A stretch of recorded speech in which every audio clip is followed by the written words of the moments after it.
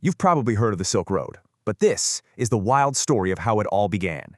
So, it all kicked off back in the 2nd century BC. China's Han Dynasty had a huge problem.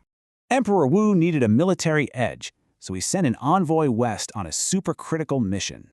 But he didn't find allies. He found something, honestly, way better. Absolutely incredible horses. I mean, these horses were way bigger and stronger than anything China had ever seen. And with this new horsepower, the Han Dynasty totally crushed the threat on their borders. That victory got the emperor thinking bigger, so he opened a network of routes, 4,000 miles long. And the number one product? A luxurious fabric that was a closely guarded Chinese secret. And just like that, the floodgates opened. The East started sending its most valuable innovations west. And coming back the other way, all sorts of incredible goods from the West poured into the East. This exchange reshaped whole societies, but one product in particular became a Roman obsession. Yep, you guessed it, silk. Rome was spending a fortune on it, creating a huge trade problem. So how did they fix it? Well, with a little something called industrial espionage.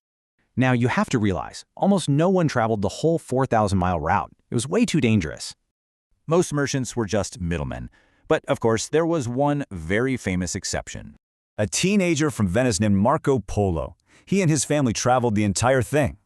His stories about the East were so wild, he knew people back home just wouldn't believe him.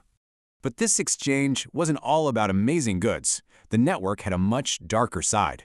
Many historians are pretty sure this was a primary route for the spread of the Black Death. Still, for centuries, this network was the world's commercial and cultural superhighway. But then, in the 15th century, the Ottoman Empire rose up and basically shut the road down. The land route was blocked, but Europe's craving for Eastern goods didn't just go away. So, They took to the seas. This move kicked off the entire age of discovery. So, in a funny way, the end of the world's greatest land route created the age of sea exploration. It really makes you wonder, what are the Silk Roads connecting and shaping our world right now?